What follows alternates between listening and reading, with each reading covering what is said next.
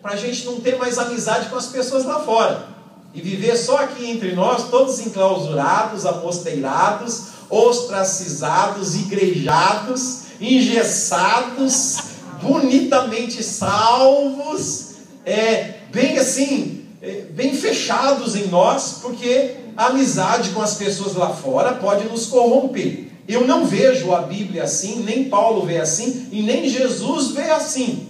A Bíblia diz que somos sal da terra, somos luz do mundo e somos testemunhas. Só existe uma classe de pessoa na Bíblia que a Bíblia diz que é para você não ter amizade com essas pessoas.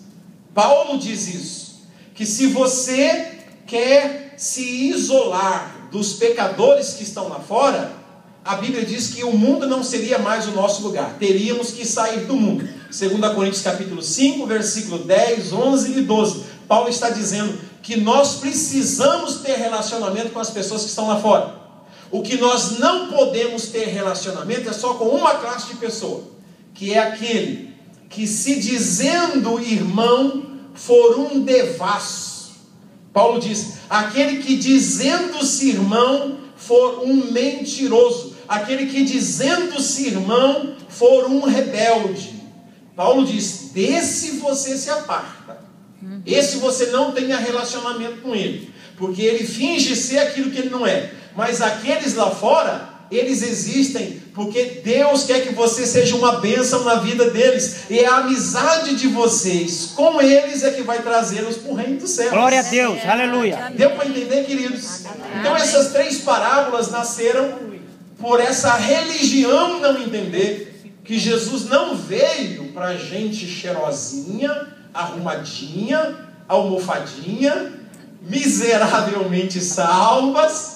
Lá, Jesus não veio para essas pessoas que pensam assim, eu sou salvo porque eu estou aqui na igreja, eu não fumo, eu não bebo, eu não vou lá para aqueles lugares, então eu estou salvo, não me misturo com os pecadores lá fora. Essa pessoa que pensa assim, ela não entendeu nada do Evangelho.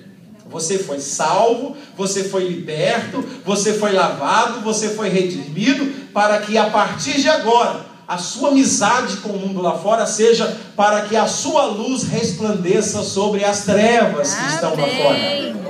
Mateus 5,14. Não se acende uma luz para colocar debaixo do alqueire, mas se acende uma luz para colocar no velador, a fim de que alumie a todos aqueles que estão na casa. Então a nossa salvação não foi para a gente ficar escondidinho. A nossa salvação é para a gente mostrar a luz do Senhor lá fora, para que as pessoas vejam a luz de Deus em nós. Aí Jesus começa, para tentar abrir os olhos desses religiosos, Jesus fala 3 parábolas, né? Nós conhecemos a parábola da ovelha perdida, a parábola da dracma perdida e a parábola do filho pródigo. São 3 parábolas. Na primeira, Jesus fala de um reino, mas é de um reino animal. Ele fala sobre ovelhas, de animais, de bichos. Na segunda parábola, da parábola da dracma, ele fala de um reino inanimado, que não tem vida, tem poder pelo que representa, mas não tem vida em si mesmo, é uma moeda, é uma dracma que foi perdida, que não tem vontade própria, que nunca vai se mover, que nunca vai ter vontade de andar, que nunca vai ter vontade de caminhar, que nunca vai ter vontade de falar, porque é uma coisa inanimada.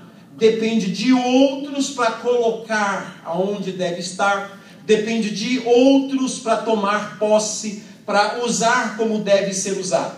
E na terceira parábola, Jesus fala do reino dos homens, dos seres humanos.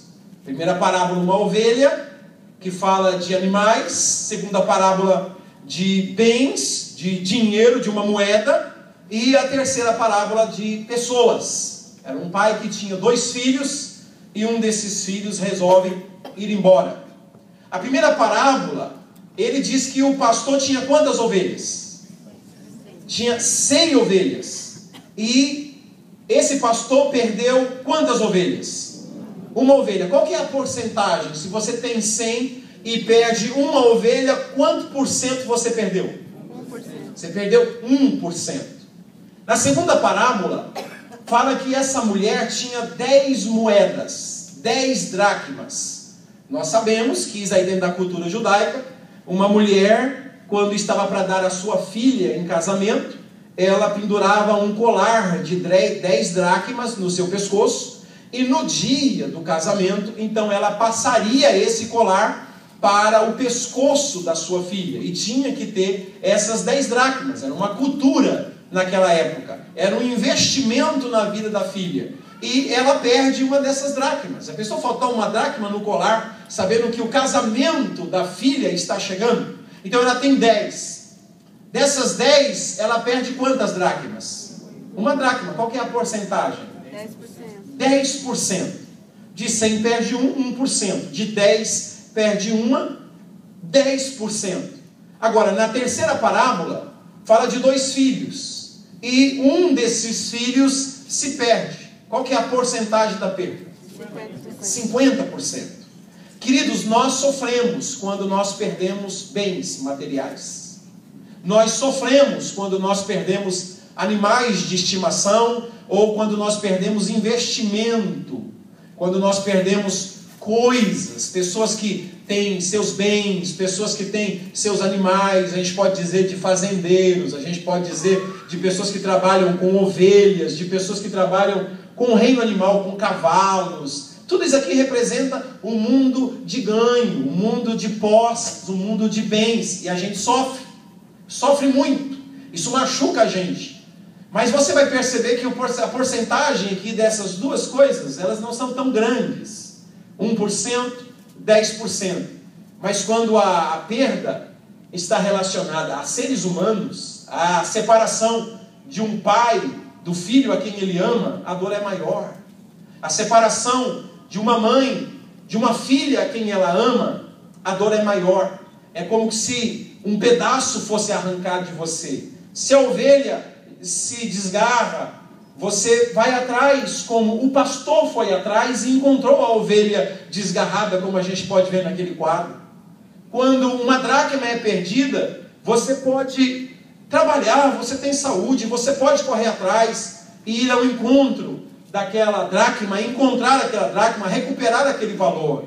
Mas quando um ser humano decide ir embora, e você não tem poder sobre a vontade dele, porque a ovelha não tem vontade própria, a dracma não tem vontade própria. Agora, o filho sim, o ser humano tem vontade própria, toma suas próprias decisões. E quando uma pessoa toma uma decisão e diz: eu não quero mais ficar aqui na sua casa, pai, eu quero... O que ele está querendo dizer mais ou menos o seguinte: pai, eu queria tanto que o senhor morresse, porque o que eu quero é a minha parte na herança, só isso. Era como se ele dissesse assim: pai, para mim o senhor já morreu, então me dá a herança logo, porque dentro do meu coração o senhor já morreu. Você imagine um pai ouvir uma coisa dessa de um filho. Imagine uma filha ouvir uma coisa dessa da mãe, uma mãe ouvir uma coisa dessa da filha. Relacionamentos de um olhar para o outro e dizer assim: para mim você não existe mais. Essa dor desse garoto de pegar as suas coisas e ir embora, é por isso que nessa parábola você não vai ver o pai indo atrás. Na ovelha, o pastor foi atrás. A ovelha precisa.